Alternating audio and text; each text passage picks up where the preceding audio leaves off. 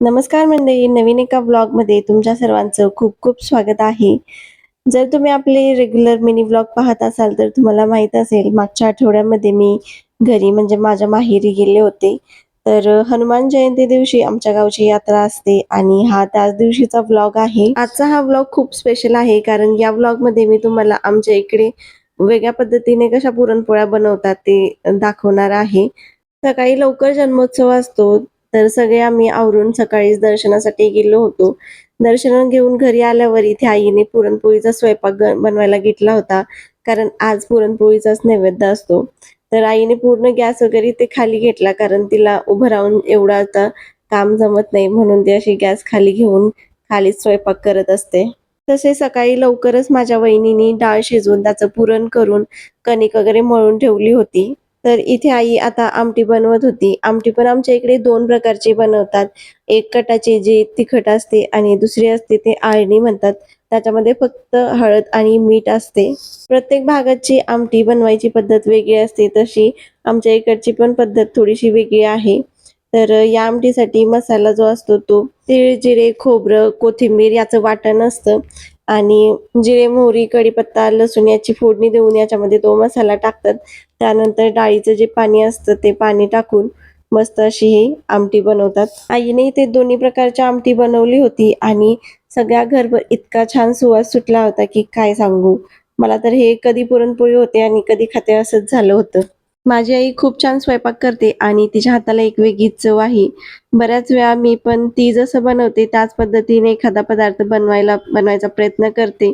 पण तो कधीच तिच्यासारखा बनत नाही. मी घरी आल्यावर आईचं असं असतं, की जेवढे दिवस मी घरी थांबणार आहे, तेवढे दिवस ती मला जे काही आवडतं ते मला बनवून खाऊ घालत असते. आणि खरंच घरी आल्यावर सगळ्या लहानपणीच्या आठवणी जाग्या होतात. तर इथे आता आईचे दोन्ही आमटी बनवून झाली होती.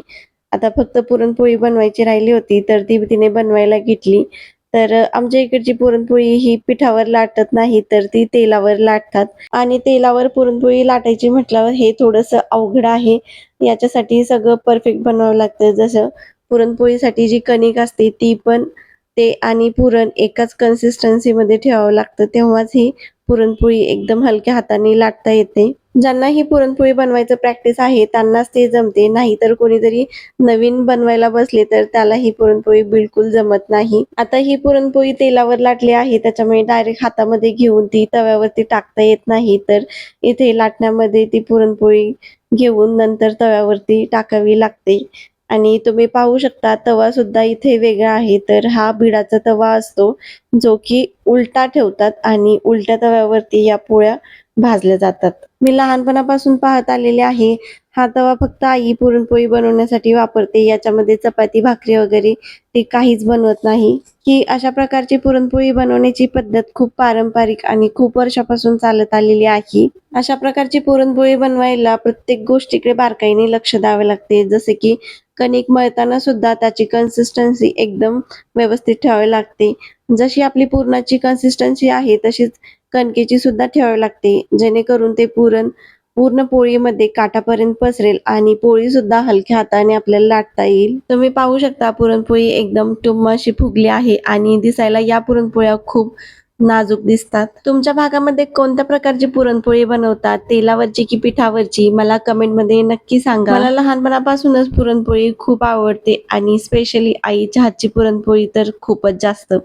तर मी इथे मस्त असं गरमागरम पुरणपोळी खायला घेतली होती. तर आमच्या इकडे पुरणपोळी सोबत बटाट्याची भाजी सुद्धा बनवतात. यात्रा म्हटलं की खरी मजा तर या लहान मुलांचीच असते आणि ही सर्व भावंडी खूप दिवसातून एकत्र आली त्याच्यामुळे यांची तर मजाच सुरू होती.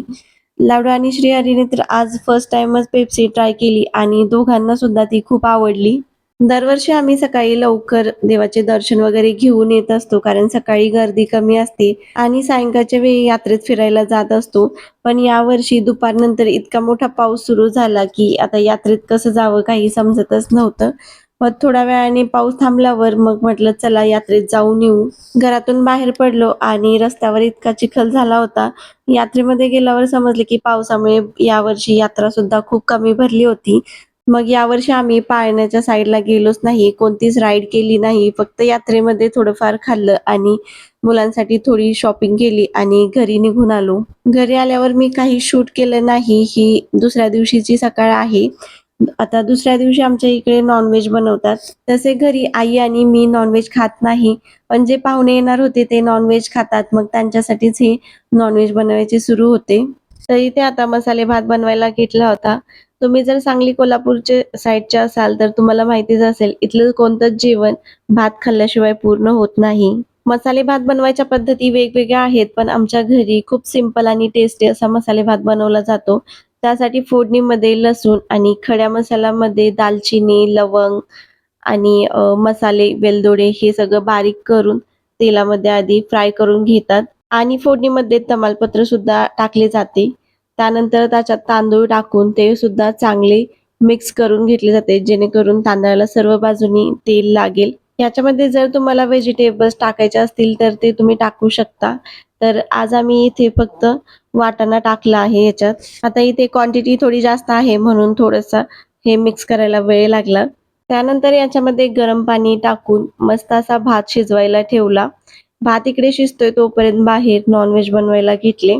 तर नॉन-व्हेजमध्ये आता इथे तांबडा रस्सा बनवायचा सुरू आहे. तर यासाठी सर्वात आधी तेलामध्ये चटणी टाकून ती चांगली मिक्स करून घेतली आणि लगेच हा घरी बनवलेला मसाला टाकला. आता हा मसाला बनवताना याच्यामध्ये तीळ, जिरे, खोबरे, लसूण, कोथिंबीर याचं सर्व हे वाटण आहे आणि हे वाटण चांगलं तेलामध्ये परतून घ्यावं लागतं. याला तेल सुटेपर्यंत चांगलं हे तेलामध्ये परतून घेतलं आणि त्यानंतर याच्यामध्ये जे नॉनव्हेजचं पाणी असतं ते टाकून हा तांबडा रस्सा तयार झाला. त्यानंतर बराच वेळ हा चुलीवरती ठेवून याला चांगली उकळी येऊ दिली. तांबडा रस्सा बनवून झाल्यावर इथे सुक्क मटण बनवायला घेतलं होतं आणि ते सुद्धा चुलीवरच बनवायचं चाललं होतं. तर त्यासाठी सर्वात आधी इथे तेल आणि त्याच्यामध्ये भरपूर असा कांदा टाकून चांगला भाजून घ्यावा लागतो आणि कांद्याची क्वांटिटी इथे जास्त आहे त्याच्यामुळे याला बराच वेळ लागला. कांदा चांगला लालसर होईपर्यंत परतून घ्यावा लागतो आणि इथे आता कांदा चांगला भाजून झाला होता. त्याच्यानंतर इथे सर्व मसाले टाकले. सर्वात आधी इथे चटणी टाकलेली आहे आणि ती सुद्धा चांगली तेलात परतून घेतली. त्यानंतर यामध्ये मटण मसाला टाकला आणि घरी बनवलेलं सगळं वाटण टाकलं. आता हे सगळं चांगलं मिक्स करून घेतलं.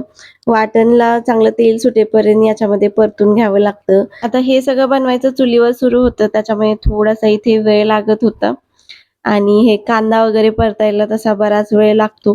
पण असं म्हणतात चुलीवरचं नॉनव्हेज खायला खूप छान लागतं. पण जे खात असतील आता त्यांनाच माहीत. तुम्ही जर नॉनव्हेज खात असाल तर मला कमेंटमध्ये नक्की सांगा. चुलीवरचं नॉनव्हेज खरंच खूप चांगलं लागतं का? सर्व मसाला इथे चांगला परतून झाला होता. त्यानंतर याच्यामध्ये नॉनव्हेज टाकलं आणि ते सुद्धा चांगलं मिक्स करून घेतलं. थोडा वेळ याला सुद्धा उकळी येऊ द्यायची आणि मस्त असं हे सुक्कं मटण तयार झालं होतं. हे सगळं तयार झालं तोपर्यंत घरी आता पाहुणे यायला सुद्धा सुरुवात झाली होती. सर्वांचे जेवण वगैरे झाले. इथे आता सगळेच कॅमेरा फ्रेंडली नसतात त्याच्यामुळे सर्वांचं शूट मी इथे घेतलेलं नाही. नॉनव्हेज रेडी होते तोपर्यंत इकडे मसाले भात सुद्धा रेडी झाला होता आणि तो पण इतका छान दिसत होता. त्यानंतर दुपारी आम्ही सर्वजण असे एकत्र जेवायला बसलो होतो. जे नॉनव्हेज खातात त्यांच्यासाठी ही नॉनव्हेजची अशी प्लेट तयार केली होती. आता इथे नॉनव्हेजची प्लेट तर तयार झाली, पण जे नॉनव्हेज खात नाहीत त्यांच्यासाठी काय? तर इथे माझी मावशी आली होती आणि तिने येताना आमच्यासाठी धपाटे आणले होते. बऱ्याच वर्षानंतर आम्ही सर्वजण एकत्र आलो होतो आणि खरंच सर्वजण असे एकत्र जेवायला वगैरे खूप मजा आली आणि इथं माझं असं दही धपाटे खायचं सुरू होतं. पण खरंच असं साधं जेवणच मला खूप आवडतं आणि हे खूप टेस्टी सुद्धा लागतं. तर इकडे मागे चिल्लर पार्टी अशी झोपली होती म्हणूनच आम्हा सर्वांना शांतपणे जेवण करता आलं. मला वाटतं यात्रा ही संकल्पना यासाठी आहे की आपले जे दूर असतात ते या दिवशी सगळे एकत्र येतात. मनातल्या आठवणींना उजाळा मिळतो. लहानापासून मोठ्यापर्यंत प्रत्येकाच्या चेहऱ्यावर आनंद असतो. आजकालच्या धावपळीच्या जगात यात्रा आपल्याला आठवण करून देते की सगळे एकत्र येऊनच खरं सुख मिळतं. तुम्हाला आजचा व्हिडिओ कसा वाटला कमेंटमध्ये नक्की सांगा. आवडला असेल तर चॅनलला सबस्क्राईब करायला विसरू नका.